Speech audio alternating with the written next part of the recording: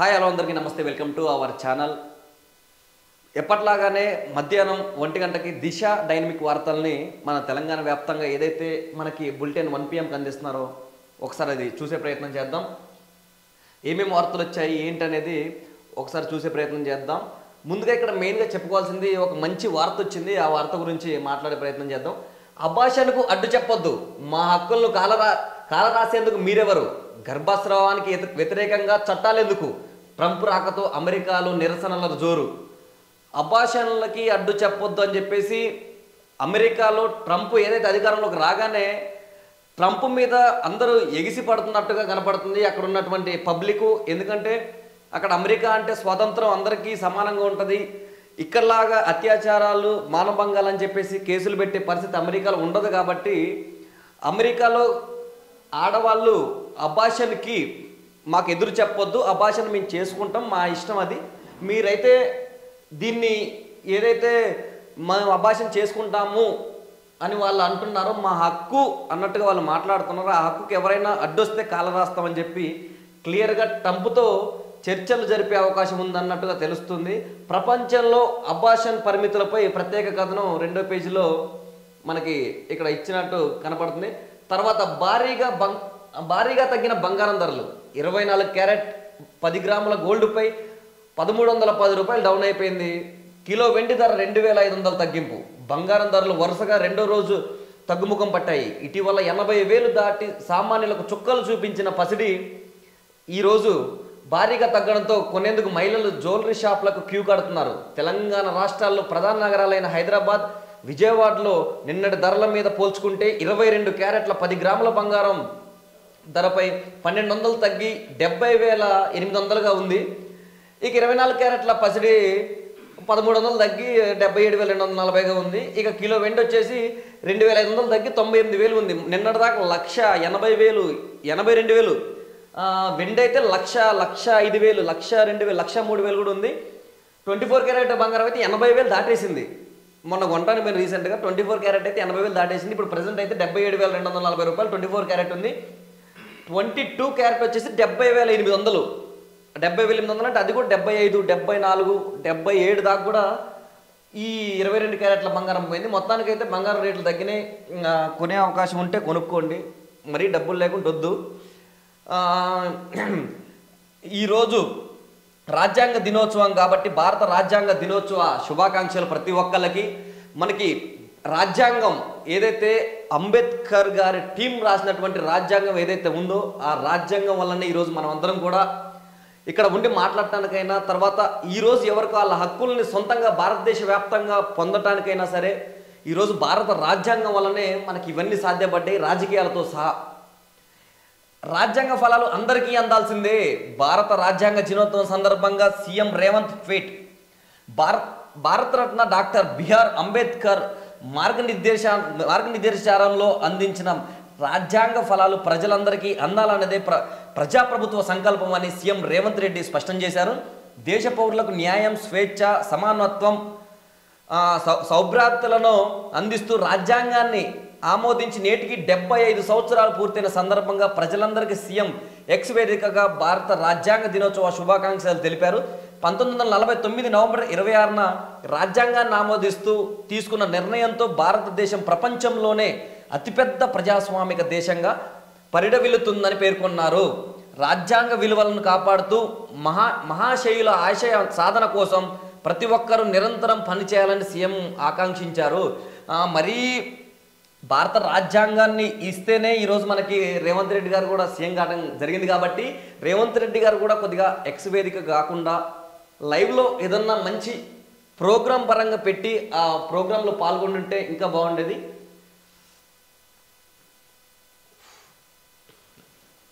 Next ఇది చాలా అంటే చాలా సంచలనమైన ఈ వార్తలు అయితే వస్తున్నాయి. ఎందుకు అర్థం కావట్లేదు. గురుకుల హాస్టల్లో నగ్న పూజలు చేస్తున్నారంటే అసలు ఎవరు చేస్తున్నారు, ఎందుకు చేస్తున్నారు అనేది ఎవరికి అర్థం కాకుండా ఉంది. గురుకుల హాస్టల్లో నగ్న పూజలు, భయంతో పరారై బంధువుల ఇంటికి విద్యార్థిని. వారం రోజుల తర్వాత ఘటన వెలుగులోకి. పెద్దపల్లి జిల్లా మందనిలో తీవ్ర కలకలం. లక్ష్మీ కటాక్షం వస్తుందని బాలికకు వంట మనిషి వల. గురుకుల హాస్టల్లో చదివే విద్యార్థినిపై ఎవరైతే ఆ వంట మనిషి అక్కడ వంట మనిషి ఉందో ఆ వంట మనిషి నువ్వు మనకి లక్ష్మీ కటాక్షం అంటే డబ్బులు వచ్చి పడతాయి అని చెప్పేసి నగ్న పూజలు చేపట్టడం మొదలుపెట్టిందంట. పెద్దపల్లి జిల్లా మందని పట్టణంలోనే సాంఘిక సంక్షేమ గురుకుల పాఠశాల హాస్టల్లో ఓ విద్యార్థిని నగ్న పూజల పేరిట వంట మనిషి వల వేసిన ఘటన తీవ్ర కలకలం సృష్టిస్తుంది. హాస్టల్లో ఉంటున్న ఓ బాలికకు డబ్బు ఆశ చూపి మహిళా వంట మనిషి నగ్న పూజలకు సహకరించాలని కోరినట్టు సమాచారం. నగ్న పూజలు చేస్తే లక్ష్మీదేవి కటాయిస్తుందని నమ్మించి వారం రోజుల క్రితం హాస్టల్ వర్కర్లు కొందరు పూజలు చేసేవారిని సంప్రదించినట్టు విశ్వసనీయ సమాచారం. దీంతో భయాందోళనకు గురైన బాలిక హాస్టల్ నుంచి తప్పించుకొని బంధువుల ఇంటికి వెళ్ళి వారం రోజుల తర్వాత అక్కడే ఉంది. సోమవారం తల్లిదండ్రులు రావడంతో ఆ విషయం చెప్పినట్లు తెలుస్తుంది. దీంతో బాలిక బంధువులు తల్లిదండ్రులు హాస్టల్కు చేరుకుని వంట మనిషిని నిలదీశారు. ఆమెతో వాగ్వాదం దిగడంతో హాస్టల్ వద్ద ఉద్రిక్త పరిస్థితి నెలకొంది. మందని సిఐ రాజుగారు, ఎస్ఐ రమేష్ హాస్టల్ వద్దకు వెళ్ళి విచారణ చేపట్టారు. బాలికను ప్రలోభపెట్టి వంట మనిషి అదుపులోకి తీసుకోవాలని పోలీస్ స్టేషన్కు తరలించి బాలికని ఎవరైతే ఆ వంట మనిషి ఉందో ఆ వంట మనిషిని అదుపులోకి తీసుకొని పోలీస్ స్టేషన్కి తరలించారంట. దర్యాప్తు చేపట్టారు. ఈ మధ్య చాలా అంటే చాలా ఎక్కువైపోయినాయి. ఫేక్ గాలు బాగా ఎక్కువైపోయారు. ఈ స్వాములు అని చెప్పి తిరిగే వాళ్ళు కొంతమంది అయితే ఇలా వంట మనిషి ఏదైతే హాస్టల్లో వంట మనిషి ఉందో ఆ వంట మనిషి కూడా చూసారు కదా. ఈరోజు ఆ బాలికకి డబ్బులు ఆశ చూపెట్టి ఈరోజు చేతబడిలో మరి లేకపోతే నగ్న పూజలు అంటే ఏ రకంగా పూజలు చేసిందో అర్థం కావట్లేదు. ఏ హాస్టల్లో ఉండే స్టూడెంట్లు ఎవరైనా సరే అక్కడ ప్రిన్సిపల్తో సహా ఎవరిని కూడా అంత పర్సనల్గా వచ్చేంత వరకు ఎవరు నమ్మొద్దు. ఏదన్నా ఉంటే తల్లిదండ్రులతో మాట్లాడిన తర్వాత మీరు ప్రొసీడ్ అవ్వాలి. కానీ మీకు ముందుగానే ఆమె డబ్బులు ఇస్తానంగానే నువ్వు చిన్నపిల్లవి నమ్మి ఈరోజు పోవటం వల్ల చూసినావు కదా ఏమైందో. పైప్ లైన్ వేసి మూసీలో కెమికల్స్ డంపింగ్, రోజుకు 8 నుంచి 10 లారీల రసాయనాలు, ట్రిప్పుకు 25,000 చెల్లిస్తున్న కంపెనీలు, లంగరౌజు త్రివేణి సంగమం వద్ద యథేచ్ఛగా దందా, ఓ లారీని పట్టుకొని పోలీసులకు అప్పగించిన స్థానికులు. ఈ కెమికల్స్ డంపింగ్ అనేది చాలా అంటే చాలా ప్రమాదకరమైంది. ఎంత ప్రమాదకరమైందంటే ఈ కెమికల్స్ వల్ల చుట్టుపక్కల ఉండే వాళ్ళకు కూడా చాలా అంటే చాలా హానికరమైన కెమికల్స్, అవి ఆరోగ్యం ఖరాబ్ అయ్యే అవకాశం ఉంటుంది. హైదరాబాద్లోని లంగరౌజు త్రివేణి సంగమం వద్ద తాండూర్, కర్ణాటక, పటాన్ చెరువు, షాద్నగర్ తదితర పారిశ్రామిక ప్రాంతాల నుంచి తెచ్చిన ప్రమాదకరమైన కెమికల్స్ను గుట్టు చప్పుడు కాకుండా మూసీలోకి వదులుతున్నారు. మూసీ వెంబడి ఖాళీ స్థలాన్ని కబ్జా చేసి అందులో ఇసుక లారీల పార్కింగ్ ఏర్పాటు చేశారు. అలాగే ఎవరికి అనుమానం రాకుండా అక్కడి నుంచి మూసీలోకి ఏకంగా పైప్ లైన్ ఏర్పాటు చేసి ప్రతిరోజు కనీసం 8 నుంచి 10 భారీ ట్యాంకర్ల కెమికల్స్ నదిలో కలుపుతున్నారు. అయితే తాజాగా ఇది గమనించిన స్థానికులు పట్టుకునే ప్రయత్నం చేయగా 2 లారీలతో పాటు దుండగులు పరారైపోయారు. కెమికల్ ఖాళీ చేస్తున్న ఓ లారీని పట్టుకున్న స్థానికులు రాజేంద్రనగర్ పోలీసులకు అప్పగించారు. కాగా ట్యాంకర్ ట్రిప్కు ఆయా కంపెనీలు 25,000 చెల్లిస్తున్నట్లుగా తెలిసింది. మన సీఎం గారు, మన కాంగ్రెస్ ప్రభుత్వం మూసీని పరిశుభ్రత చేద్దాం, మూసీ ప్రక్షాళన చేద్దాం, మూర్తి ప్రతిపాలన చేద్దామని చెప్పేసి ఈ రేవంత్ రెడ్డి గారు చెప్తుండు. అప్పట్లో ఉన్న సీఎం కేసీఆర్ గారు మూసీ నీళ్లు, మూసీ హుసేన్ సాగర్ కానీ తర్వాత మూసీ ప్రవహించే నీళ్ళల్లో కొబ్బరి నీళ్ళ ఉంటే గ్లాసులో పట్టుకొని తాగొచ్చు అని చెప్పి కేసీఆర్ గారు చెప్పిండు. ఇక్కడ చూస్తే 25,000 ఒక ట్రిప్కి, ఒక కంపెనీ లారీలు మొత్తం కూడా. దీని వెనక టోటల్గా రాజకీయ నాయకుడు ఒక ఆయన ఉండనేది విశ్వసనీయ సమాచారం. రాజకీయ నాయకుడు వాళ్ళ అండతోనే ఒక అధికార పార్టీ రాజకీయ నాయకుడే ఉందని చెప్పి చాలామంది అక్కడ చుట్టుపక్కల ఉన్న ప్రాంత వాసులు మాత్రం అనుమానం పడుతున్నారు. ఎందుకంటే ఒక 25,000 అంట, ఒక లారీ అన్లోడ్ చేస్తే 25,000, ఆ 25,000 ఇస్తుందంటే ఎంత ప్రమాదకరమైన కెమికల్ ఉందనేది అర్థం చేసుకోవాలి. అంత ప్రమాదకరమైన కెమికల్ని మూసి పక్క పంట వస్తుంటే అక్కడ పక్కన గుడిసెలన్నీ తీసేస్తున్నారు. మూసి ప్రక్షాళన అని చెప్పి ఆ ప్రక్షాళన గుడిసెలు తీసేయటం కంటే ఇది వదలటం చాలా డేంజర్. అది ఎందుకంటే 1-2 ఇల్లు ఉన్నా కూడా వాళ్ళ ఆరోగ్యాలు కూడా ఖరాబ్ అయ్యే అవకాశం ఉంది. కాబట్టి దీని మీద వెంటనే అధికారులు చర్యలు తీసుకోవాలి. ఎందుకంటే చాలా అంటే చాలా డేంజర్ ఇది కెమికల్ అనేది. కాబట్టి అధికారులు మాత్రం దీని మీద దృష్టి చేయాల్సిందిగా కోరుతున్నాం.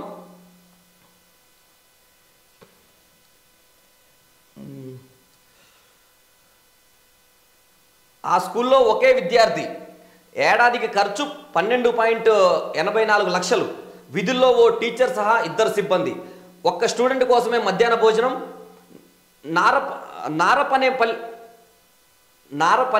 నారపనేనిపల్లి ప్రభుత్వ పాఠశాలలో విచిత్ర పరిస్థితి.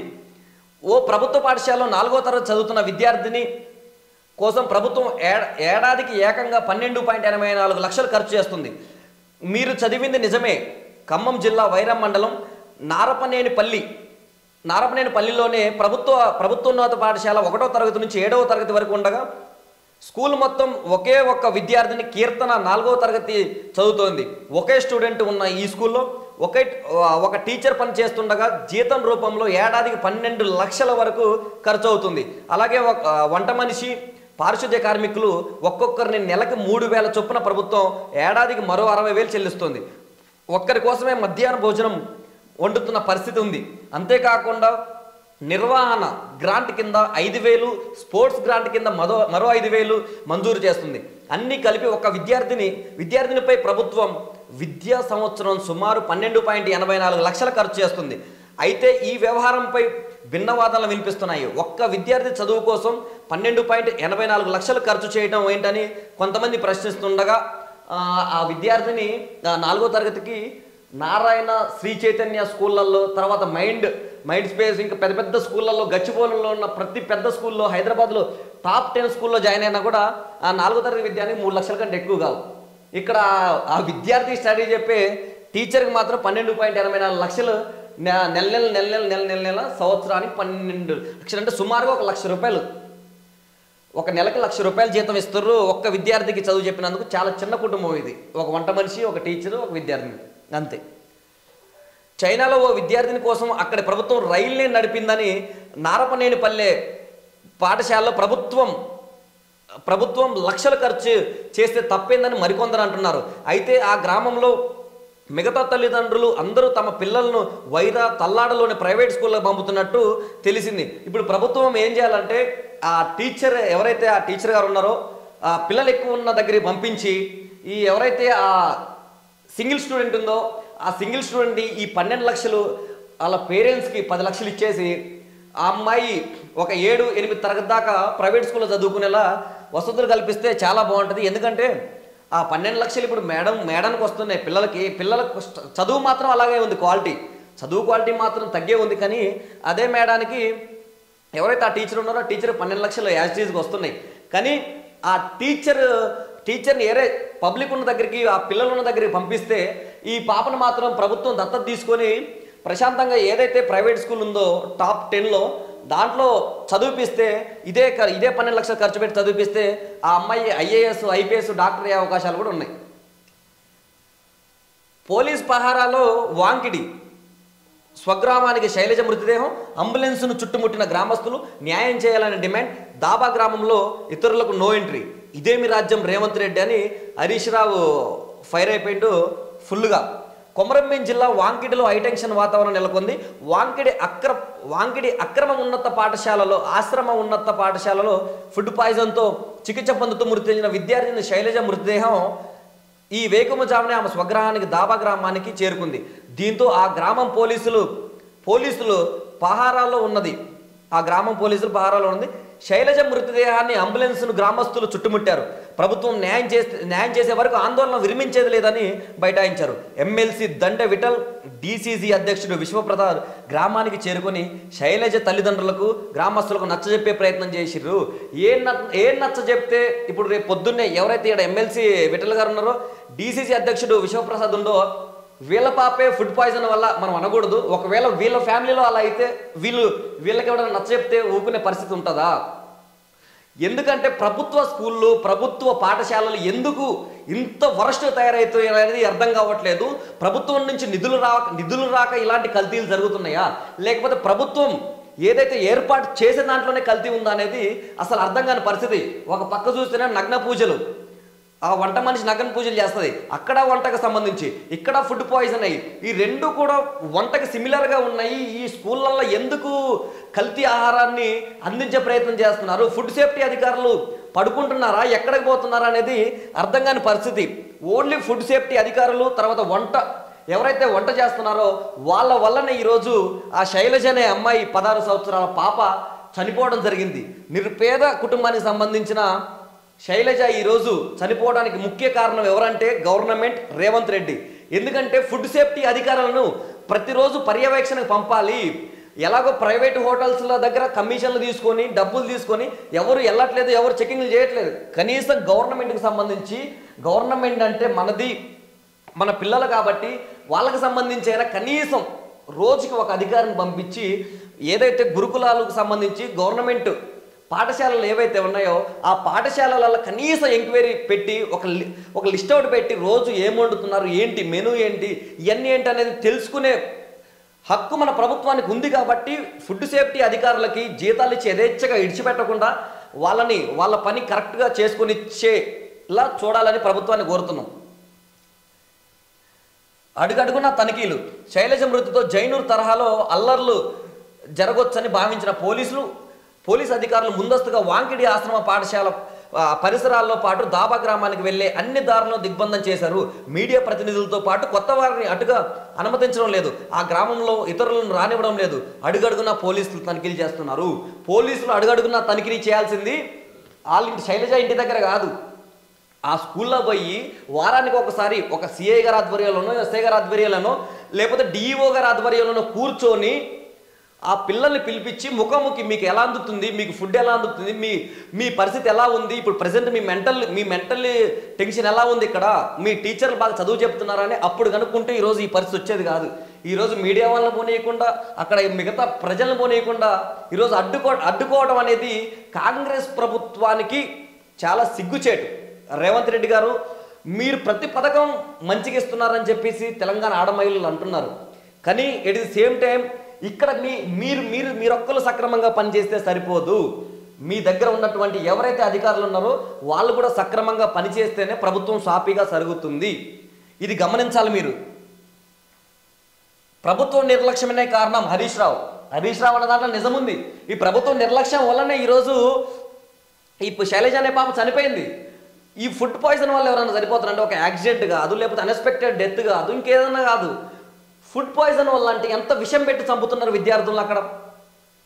అది ఎంతవరకు మీకు కరెక్ట్ చెప్పండి. ఫుడ్ పాయిజన్ వల్ల గవర్నమెంట్ హాస్టల్లో ఫుడ్ పాయిజన్ అవ్వటం అంటే ఏంటి? ప్రైవేట్ కాలేజీ ప్రైవేట్ హాస్టల్లో అవ్వట్లేదు ఎందుకు? అంటే గవర్నమెంట్ లోపమా లేకపోతే కిందున్న అధికారుల లోపం అనేది మీరు గమనించుకోవాలి. కొమరంభీం జిల్లా వాంకిడి మండలానికి వెళ్తున్న బీఆర్ఎస్ నేతలను అడ్డుకోవడం సిగ్గుచేటని ఇదేమి రాజ్యం రేవంత్ రెడ్డి అని మాజీ మంత్రి ఎమ్మెల్యే హరీష్ రావు ప్రశ్నించారు. బిడ్డను కోల్పోయి పుట్టేడు దుఃఖంలో ఉన్న తల్లిదండ్రులకు భరోసా ఇచ్చేందుకు వెళ్తున్న ఎమ్మెల్యే కోవాల లక్ష్మి సహా ప్రజాప్రతినిధులను అడ్డుకోవడం దారుణమని ఎక్స్ వేదికగా మండిపడ్డారు. తల్లిదండ్రుల ఆవేదనను ప్రపంచానికి చూపేందుకు వెళ్తున్న మీడియాను గ్రామానికి 10 కిలోమీటర్ల దూరంలో బారికేడ్లు వేసి అడ్డుకోవడం అప్రజాస్వామ్యమని ఆగ్రహం వ్యక్తం చేశారు. విద్యార్థి ప్రాణాలు కోల్పోవడానికి కారణం ముమ్మాటికి ప్రభుత్వం నిర్లక్ష్యమే అని ఆరోపించారు. ఇది ముమ్మాటికి ప్రభుత్వం నిర్లక్ష్యమే. శైలజ కుటుంబంలో ఎవరైనా చదువుకున్న వాళ్ళు ఉంటే వాళ్ళు ఖచ్చితంగా ఒక గవర్నమెంట్ జాబు, ₹1 కోటి ఎక్స్గ్రేషియా పక్కా ప్రకటించాలని చెప్పి జూబ్లీ టైమ్స్ టీవీ వేదిక మేమైతే ఖచ్చితంగా డిమాండే చేస్తున్నాం. ఎందుకంటే ఇది పక్కా ప్రభుత్వ లక్షణం. ప్రభుత్వ నిర్లక్ష్యం వల్లనే ఈరోజు ఇది జరిగింది. ఒక ఇంట్లో కొడుకు తప్పు చేసినా తండ్రికే వస్తుంది, తండ్రి తప్పు చేసినా కొడుకు కూడా వస్తుంది. అట్లనే ఇక్కడ మీ కిందున్నోళ్ళు తప్పులు చేశారు కాబట్టి ఖచ్చితంగా ప్రభుత్వమే, మన ప్రభుత్వం, మన కాంగ్రెస్ ప్రభుత్వమే వాళ్ళని ఆదుకొని వాళ్ళకి ₹1 కోటి ఎక్స్గ్రేషియాతో పాటు ఒక గవర్నమెంట్ జాబ్ వాళ్ళ ఇంటికి ఇచ్చి శైలజ నిరుపేద కుటుంబాన్ని ఆదుకోవాలి ఖచ్చితంగా. నెక్స్ట్, జాతీయ భద్రతపై రాజీ ప్రసక్తే లేదు. కేంద్ర మంత్రి బండి సంజయ్ 26/11 దాడిలో అమర జవాన్లకు నివాళులు అర్పిస్తూ ట్వీట్.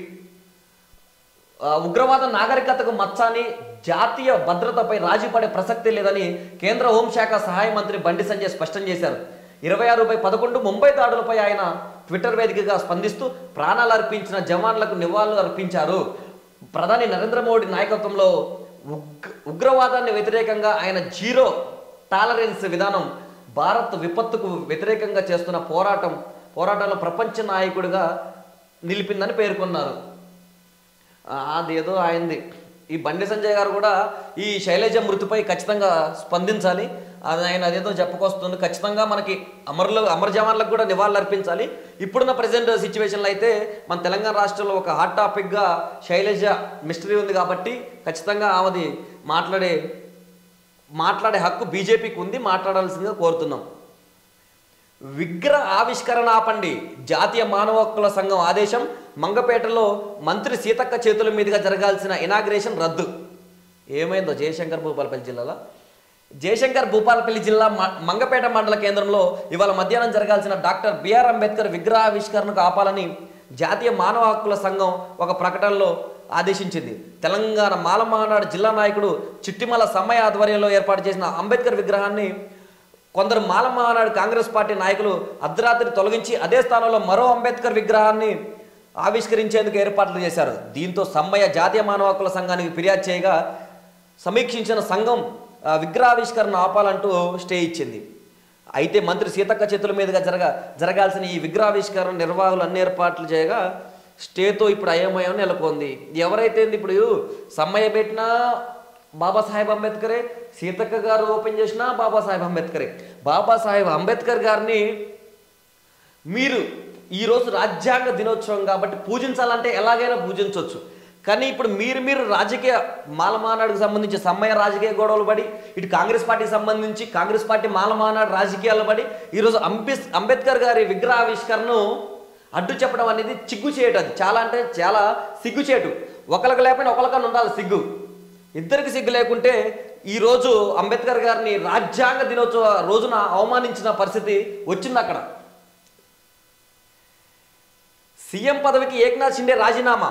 ఇవాళతో ముగియనున్న అసెంబ్లీ గడువు. మహారాష్ట్ర కొత్త సీఎంపై సస్పెన్స్ కంటిన్యూ. మహారాష్ట్ర ముఖ్యమంత్రి పదవికి ఏక్నాథ్ షిండే రాజీనామా చేశారు. ఇవాళతో అసెంబ్లీ గడువు ముగియడంతో గవర్నర్ను కలిసి రాజీనామా లేఖను సమర్పించారు. ఆయనతో మాజీ డిప్యూటీ సీఎంలు దేవేంద్ర ఫడ్నవీస్, అజిత్ పవార్ పాల్గొన్నారు. మహారాష్ట్రలో కొత్త ప్రభుత్వం కొలువుదీరే వరకు ఆపద్ధర్మ ముఖ్యమంత్రిగా కొనసాగాలని గవర్నర్ షిండేను కోరారు. ఇదిలా ఉండగా మహారాష్ట్రలో బీజేపీ నేతృత్వంలో మహాయతి కూటమి ఘన విజయం సాధించింది. మొత్తం 288 అసెంబ్లీ స్థానాలకు గాను మహాయతి కూటమి 230 స్థానాల్లో విజయం సాధించిన విషయం తెలిసిందే. ఈ ఎన్నికల ఫలితాల్లో బీజేపీ అత్యధికంగా 132, శివసేన షిండే వర్గం 57, ఎన్సీపీ అజిత్ పవార్ వర్గం 41 స్థానాల్లో విజయం సాధించింది. దీంతో ఈసారి ముఖ్యమంత్రి పీఠాన్ని బీజేపీ నేత అధిష్ఠించే ఉంది. బీజేపీకి వచ్చేసింది ఆల్రెడీ క్లియర్గా.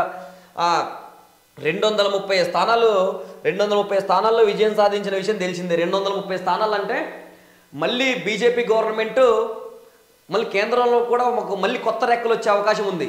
ఎందుకంటే మహారాష్ట్రలో బీజేపీ గెలవటం అనేది చాలా అంటే చాలా కీలకంగా పార్టిసిపేట్ చేసినటువంటి పవన్ కళ్యాణ్ గారి పాత్ర కూడా చాలా ఉందని చెప్పడం జరుగుతుంది.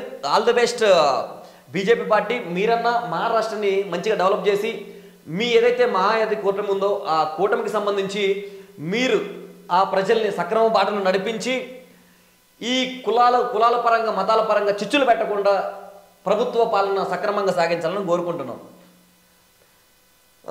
జాతీయ ప్రాజెక్టులతో మాకేం సంబంధం? సీఎంకి ఏమైనా పరిజ్ఞానం ఉందా? రేవంత్ రెడ్డి అంటుండు. రేవంత్ రెడ్డి నీకు ఏమైనా పరిజ్ఞానం ఉందా అని కేటీఆర్ అంటుండు. BRS working president KTR fire. CM Revanth Reddy అసత్యాలు ప్రచారం చేస్తున్నారని అదాని విషయంలో ఆ పార్టీ వర్కింగ్ ప్రెసిడెంట్ కేసీఆర్ మండిపడ్డాడు. ఇవాళ ఆయన తెలంగాణ భవన్లో మీడియాతో మాట్లాడుతూ కేంద్రం ఇచ్చిన ప్రాజెక్టులను తాము ఇచ్చామంటూ చెప్తున్న సీఎం రేవంత్కి ఏమైనా పరిజ్ఞానం ఉందా అని ప్రశ్నించారు. అదానికి రెడ్ సిగ్నల్ ఇవ్వడమే కేసీఆర్ చేసిన తప్ప అని నిలదీశారు. బొగ్గు పాలసీ విషయంలో దేశంలో కేంద్రాన్ని నిలదీసిన ఒకే ఒక్కడు కేసీఆర్ అని పేర్కొన్నారు. అదాని విషయంలో బీఆర్ఎస్ దెబ్బకు గత్యంతరం లేక రేవంత్ రెడ్డి పిచ్చే మూడ్ అన్నందుకు సంతోషం అన్నారు. అదానితో మొత్తం ఒప్పందాలు రద్దు చేసుకోవాలని, అప్పుడే రేవంత్ రాహుల్ గాంధీని ప్రజలు నమ్ముతారని ఈ అదాని తీసుకొచ్చి పెంట పెట్టిండు ఆ తెలంగాణలో. అదానిది ఏందో మరి ఆయనదో పంచాయతీ ఏందో పంచాయతీ ఏదేదో నడుస్తుంది మొత్తానికి. అదాని పంచాయతీ ఏందో అదాని పంచాయతీ మరి రేవంత్ రెడ్డి తర్వాత వాళ్ళిద్దరే తేల్చుకోవాలి ఫుల్గా. ఎందుకంటే అక్కడ వీళ్ళిద్దరే బాగా కేటీఆర్ మరి రేవంత్ రెడ్డి వీళ్ళే మొత్తుకుంటారంటే మరి వీళ్ళిద్దరు ఏమైనా తీసుకున్నారేమో అర్థం కాని పరిస్థితి నెలకొంది. వీళ్ళిద్దరు ఏమైనా తీసుకున్నారా లేకపోతే ఏంటి అనేది కూడా క్లియర్గా అర్థం కాని పరిస్థితి నెలకొంది. అది మొత్తానికి డైనమిక్ 1 PM ఎడిషన్ చూస్తూనే ఉండండి జూబ్లీ టైమ్స్ టీవీ. నేను మీ జతిన్. Thank you.